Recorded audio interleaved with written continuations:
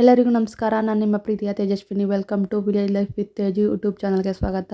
ಇವತ್ತಿನ ವಿಡಿಯೋ ಏನಂದರೆ, ನಮ್ಮ ಮನೇಲಿ ಕಾಯಿ ಒಬ್ಬಟ್ಟು ಯಾವ ರೀತಿ ಮಾಡ್ತೀವಿ ಅಂತ ಅದ್ರ ಬಗ್ಗೆ ವಿಡಿಯೋ ಮಾಡಿದ್ದೀನಿ. ಇಷ್ಟ ಆದಲ್ಲಿ ಲೈಕ್ ಮಾಡಿ, ಶೇರ್ ಮಾಡಿ, ಹಾಗೆ ಸಬ್ಸ್ಕ್ರೈಬ್ ಮಾಡ್ಕೊಂಡು ನೋಡಿ. ನಾವು 8 ಕಾಯಿ ತಗೊಂಡಿದ್ದೀವಿ. 8 ಕಾಯಿ ತಗೊಂಡು ಅದನ್ನು ಇವತ್ತು ಓಪನ್ ಮಾಡಿ, ಅಂದರೆ ಒಡೆದು ಎಳ್ನೀರೆಲ್ಲ ಸುರ್ಕೊಂಡು ಕಾಯಿನ ಈ ರೀತಿ ನುಣ್ಣಗೆ ತುರ್ಕೊಂಡಿರ್ತೀವಿ. ತುರ್ಕೊಂಡಾದ್ಮೇಲೆ ಅದನ್ನು ಮಿಕ್ಸಿಲಿ ನುಣ್ಣಗೆ ರುಬ್ಕೋಬೇಕು. ನೀರು ಹಾಕ್ತೀವಿ. ಆ ಕ್ಲಿಪ್ ಮಿಕ್ಸ್ ಆಗಿದೆ, ನೀರು ಹಾಕ್ತೀವಿ, ಮಿಕ್ಸಿಲಿ ರುಬ್ಕೋಬೇಕು.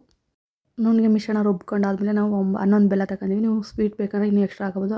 ಬೆಲ್ಲನೆಲ್ಲ ಈ ಥರ ನುಚ್ಚಾಗಿ ನುಣ್ಣಗೆ ಪುಡಿ ಮಾಡ್ಕೊಂಡು ಅದನ್ನು ಪಾಕ ಮಾಡೋಕ್ಕೆ ಈ ಥರ ಪಾತ್ರೆಗೆ ಇಡಬೇಕು.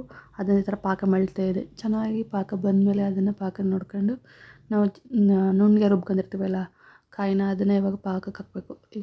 ಪಾಕಕ್ಕೆ ಹಾಕಿದ ನಂತರ ಕಾಯಿನ ಈ ಥರ ಎಲ್ಲನೂ ಪೂರ್ತಿ ಹಾಕಿ, ಅದಕ್ಕೆ ನೀರೇನು ಹಾಕದೆ ಹಂಗೆ ರುಬ್ಕೊಂಡಿರ್ತೀವಿ. ಅದನ್ನು ಹಾಕಿ ಚೆನ್ನಾಗಿ ತಿರುಗಬೇಕು, ಅಂದರೆ ಸೀದೋಗಬಾರ್ದು. ಆ ಥರ ಒಂದು ಘಮ ಬರೋವರೆಗೂ ನೀಟಾಗಿ ಒಂದು ಅಲ್ಲ ಅಥವಾ ಒಂದು ಜಾಲರಲ್ಲಿ ನೀಟಾಗಿ ಅದನ್ನು ತಿರುಗ್ತಾ ಇರಬೇಕು. ಅದು ಸೀದೋಗಿ ಬರೋ ಆ ಥರ ಒಂದು ಘಮ ಬರೋವರೆಗೂ ಅದನ್ನು ತಿರ್ದಾದ್ಮೇಲೆ ಅಂದರೆ ತಿರುಗ್ತಾ ಇರಬೇಕು. ಹಂಗೆ ನಾವು ಸ್ವಲ್ಪ ನೀಟಾಗಿ ಬರಲಿ ಅಂತ ಸ್ವಲ್ಪ ಕಳ್ಳ ಪುಡಿ ಮಾಡಿ ಅದನ್ನು ಬೆರೆಸಿದ್ದೀವಿ. ಅದನ್ನು ಹಾಕಿ ಈ ಥರ ತಿರುಗ್ತಾ ಇದ್ದೀವಿ. ಅದನ್ನು ನೀಟಾಗಿ ಹಾಕಿ ತಿರುಗಿದ್ಮೇಲೆ ನೋಡಿ, ಅದನ್ನು ಹಾಗೆ ಇನ್ನೊಂದು ಸ್ವಲ್ಪ ಗಟ್ಟಿಯಾಗಿ ಅದನ್ನು ನೀಟಾಗಿ ಬರಲಿ ಅಂತ ತಿರುಗ್ತಾ ಇದ್ದೀವಿ. ಹಿಂಗೆ ಹಾಕಿ ತಿರುಗ್ತಾ ಇದ್ದಾರೆ. ಇದನ್ನು ಮಾಡ್ತಿರೋದು ನಮ್ಮ ರತ್ನಕ್ಕ. ಅವರು ಎಲ್ಲ ರೀತಿಯ ಅಡುಗೆಗಳನ್ನು ಚೆನ್ನಾಗಿ ಮಾಡ್ತಾರೆ.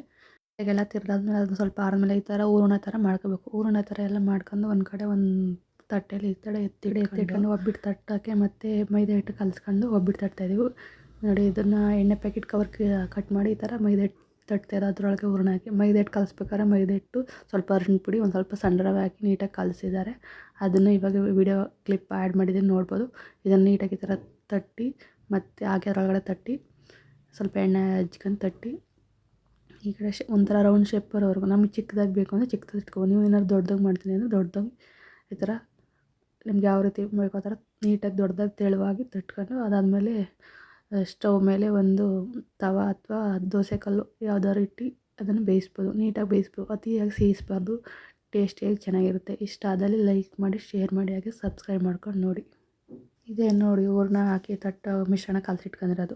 ಸಣ್ಣ ರವೆ, ಸ್ವಲ್ಪ ಮೈದಾ ಹಿಟ್ಟು, ಅರಿಶಿನ ಪುಡಿ ಹಾಕಿ ಕಲಸಿಟ್ಕೊಂಡಿರೋದು. ಆದಮೇಲೆ ಒಬ್ಬಟ್ಟೆಲ್ಲ ಬೇಯಿಸಾದ್ಮೇಲೆ ಈ ರೀತಿ ಇರುತ್ತೆ. ಇದನ್ನೆಲ್ಲ ಒಂದು ಸ್ವಲ್ಪ ಬಿಸಿ ಎಲ್ಲ ಆರಲಿ ಅಂದ್ಬಿಟ್ಟು ನಾವು ದೊಡ್ಡ ಪ್ಲೇಟು ಅಥವಾ ಒಂದು ದೊಡ್ಡ ದೇಕ್ಸೆಲ್ಲ ಹಾಕಿ ಇಟ್ಟಿದ್ದೀವಿ. ಒಂದು ಸ್ವಲ್ಪ ಬಿಸಿ ಎಲ್ಲ ಆರಿದ್ರೆ ಒಂದು 4-5 ದಿನ ಇಟ್ಕೊಂಡು ತಿನ್ಬೋದು, ಸ್ಮೆಲ್ ಬರಲ್ಲ ಅಂತ. ಈ ಥರ ಇತ್ತು. ಅದನ್ನು ನನಗೆ ವೀಡಿಯೋ ಮಾಡ್ಕೊಡೋಕ್ಕೋಸ್ಕರ ಕೈಯಲ್ಲೆತ್ತಿ ವೀಡಿಯೋ ಮಾಡ್ಕೊತೀನಿ. ಇಷ್ಟ ಆದಲ್ಲಿ ಲೈಕ್ ಮಾಡಿ, ಶೇರ್ ಮಾಡಿ, ಹಾಗೆ ಸಬ್ಸ್ಕ್ರೈಬ್ ಮಾಡ್ಕೊಂಡು ನೋಡಿ. ನಿಮ್ಮ ಮನೇಲಿ ಯಾವ ರೀತಿ ಮಾಡ್ತಾರೆ ಅಂತ ಕಮೆಂಟ್ ಮಾಡಿ ತಿಳಿಸಿ. ಇಷ್ಟ ಆದಲ್ಲಿ ಸಪೋರ್ಟ್ ಮಾಡಿ. Please subscribe me.